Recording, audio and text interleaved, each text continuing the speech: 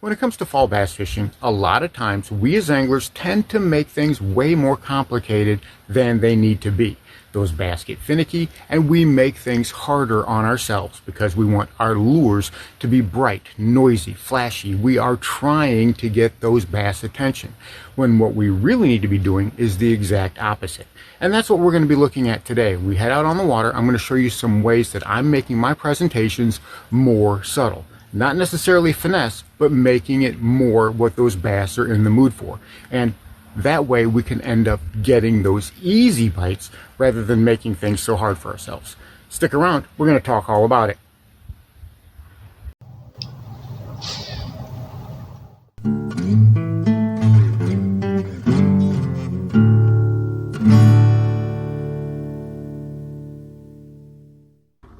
Welcome back to Lowbrow Fishing. And we've just put the boat in here at the big lake. I'm graphing around the main boat ramp like I've talked about before, because if you don't have to go very far to find the bass, why would you? You're just wasting time and gas, and you can be catching bass right off of the bat. And in the last couple of videos, we've talked about how I'm finding those bass, whether I'm looking for hot spots, places where the sun is beating down on riprap banks, on chunk concrete, on dark wood, and it warms those things up, which radiates out into the water. I'm also talking about finding shallow water that's got some stain to it that also warms up early in the morning. Those are the places that the bass are going to be attracted to. Also, we've talked about current, and if we can put current and water temperature together, that's going to be our high percentage areas. Now in this video, I want to talk about how I'm catching those bass, the techniques, the lures that I'm using. And I'm going pretty subtle. You know, as that water cools down and the bass get more lethargic and that strike zone really shrinks, you basically have to knock them on the head. But if you're over flashy, if you're too loud, you'll just cause them to run away. So we don't want to startle them. We want them to say, hey, here's a nice little snack. You can't resist this. And that's what we're going to be doing today. So I'm going to show you some of the lures and presentations that I'm having a lot of success on. So let's go ahead and get out here on the water. Sit down next to the boat. We're about to kick it into high gear and zoom across the water. Make sure you got your hat on backwards and make sure you got your life vest on. Here we go.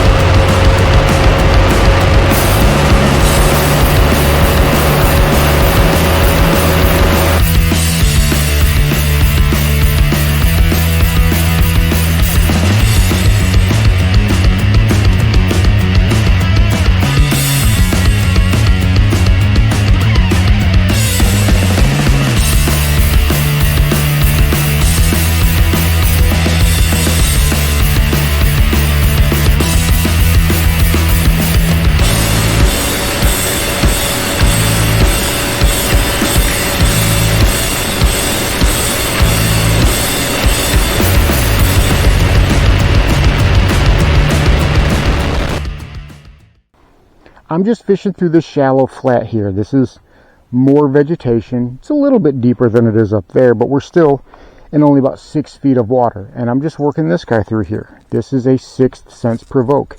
Kind of a darker color. It's kind of got that shad pattern. There's a little bit of reflectivity through here because we still have good bit of stain. You can see the water is still pretty stained. And it's not very hard. I just cast it out there. I crank it down. And I let it sit for a few seconds. That way, if there's any fish in the area, I'm trying not to spook them because right now they are easily spooked. And on slack line, give it a couple of taps and just leave it. Not too long, a few seconds.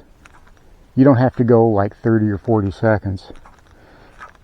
You know, sometimes a lot of guys think that the longer you let it sit, the better it does, and you know, I'm sure that can be true for some places, but that's not what I'm doing here.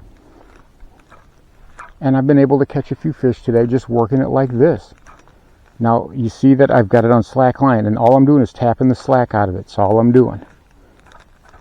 It causes that bait to dart from side to side. super, super simple. As the water warms up, and that's again, we're trying to stay in the warmer water, and that's all we're doing today. Keeping it very, very simple. And everybody gives me flack because I fish a jerkbait on a spinning combo. You know, the thing that I say about that is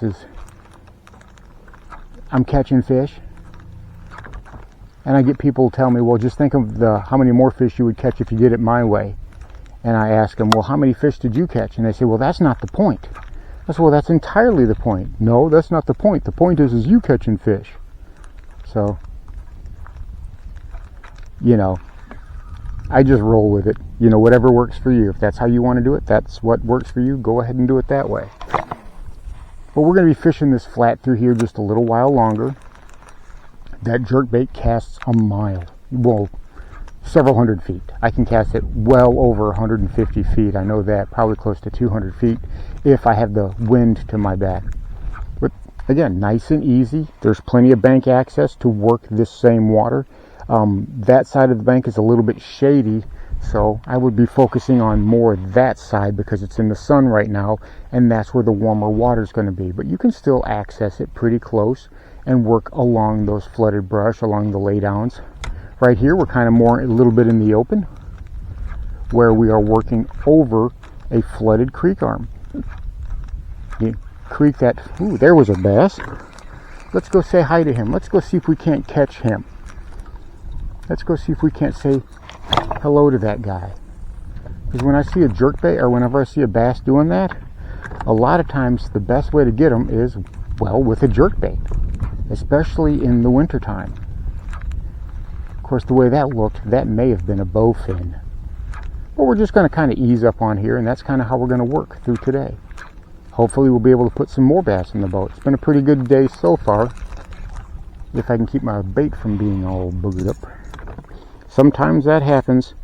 I'm going to make a device where it's going to block that bill and that hook and the string from all getting, you know, they used to have them back in the day, but they don't have them anymore. All right, let's see if we can't get him now. I see a little turtle head. But again, that's just kind of all we're going to be doing through here. We're going to be working through here with a jerkbait. We'll be working through here with a lowbrow rig, a Waco rig, you know, keeping it nice and subtle.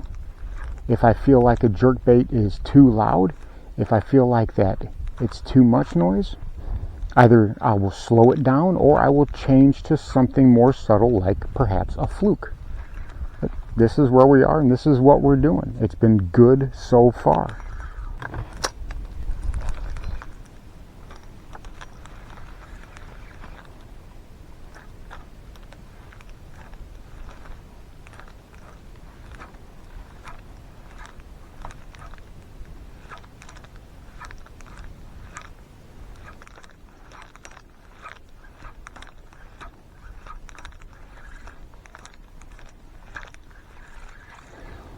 Ooh, oh, that was grass. Had me fooled for a second. Because if I'd have hit something that hard, it would have definitely been a... Yeah, because I can see where I pulled it up. It's floating now, okay. There we go, that's a fish. Oh, that's a good fish. You had me fooled there for a second, buddy. Come here, you. That's not a bad fish. Come here. That's a really good fish. On the jerkbait. Hey. He's looking around going, what in the world have I gotten myself into? You're okay, dude. There we go. Oops. And I got him up under the thing here. Alright, nice and easy. On that 6th Sense Provoke. Yeah, nice fish. Nice fish. Beautiful, beautiful bass. Look at that. Gorgeous, gorgeous. Pound and a quarter, right at that pound and a quarter area. Beautiful fish. Nice fish. Thank you so much for playing. We sure do appreciate it. Alright, there he goes. Vroom, and back to where he came from. Alright. It's getting later in the afternoon. We've been out here on this shallow flat for a few hours. It's only about 5 to 6 feet deep, but there is a submerged creek arm that goes through here that is part of the original creek before they filled this lake up. I love targeting that, especially this time of year, because those bass will congregate along the edges where that hydrilla is, and they'll even drop down into that creek whenever they are stressed, whenever we have a cold night or what have you. It's a great place to target. And today, we've been using the same cast of characters that we've been using for the past month or so. This guy right here has been a big player today. Just the lowbrow rig, just a jig. I've taken the skirt off, and that is a Rapala Crush City Mayor that I've got threaded on there. This is my last one. I'm going to have to go get some more of these. As a matter of fact, I'm running low on a lot of swim baits because that's what I've been going through. It's been so effective. Nice and subtle, nice and gentle, just working it nice and slowly through the water. It's what I'm getting bites on, because those bass, they're not in any mood to play. I'm not getting fancy with it, and I'm not getting cutesy with it.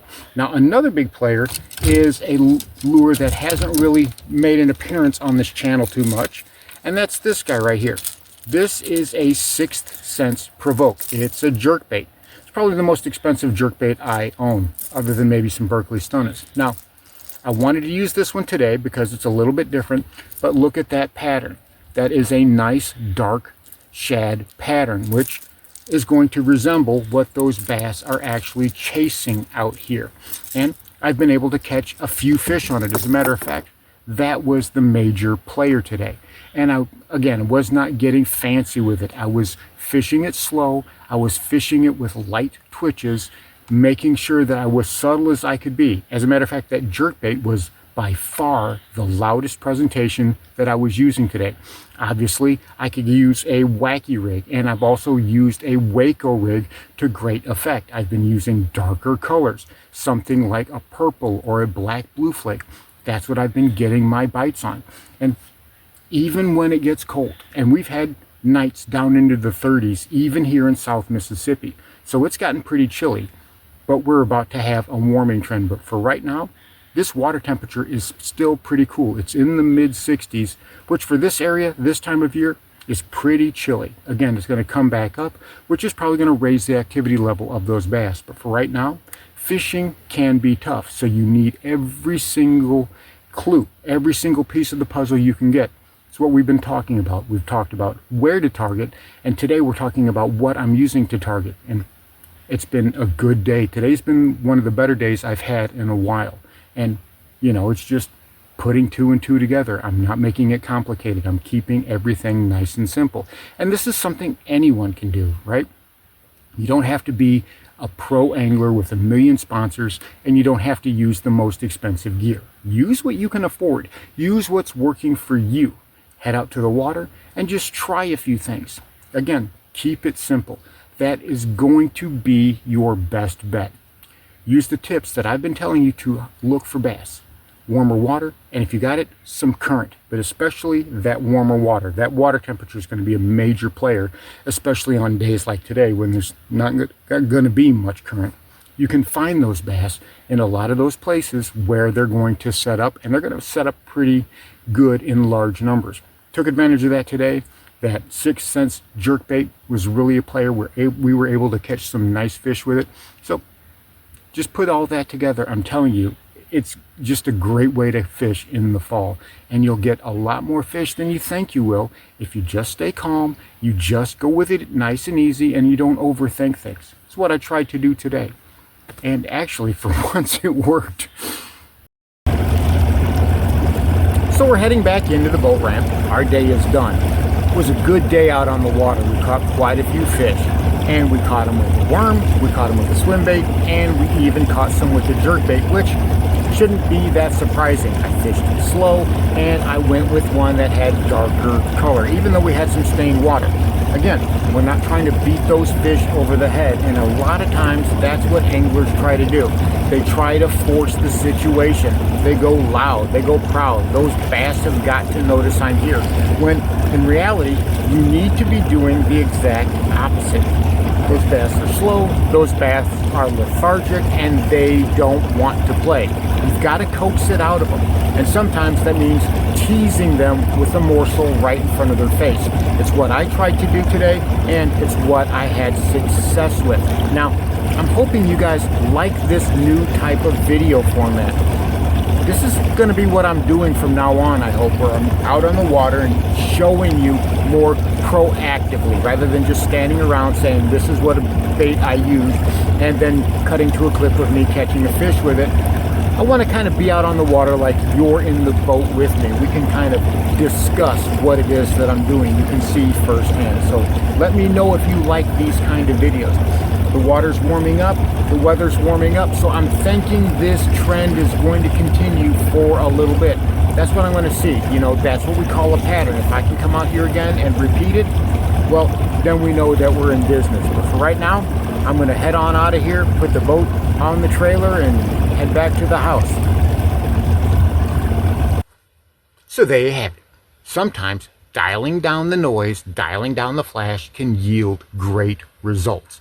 We don't have to pound those bass over the head in order to get their attention. That's not what they're in the mood for. So while we don't necessarily have to go finesse, we do have to think about things on their level. And when we pare things down and maybe go a little bit slower, we can have some really great days out on the water. Thanks for watching Lowbrow Fishing. We'll catch you in the next one.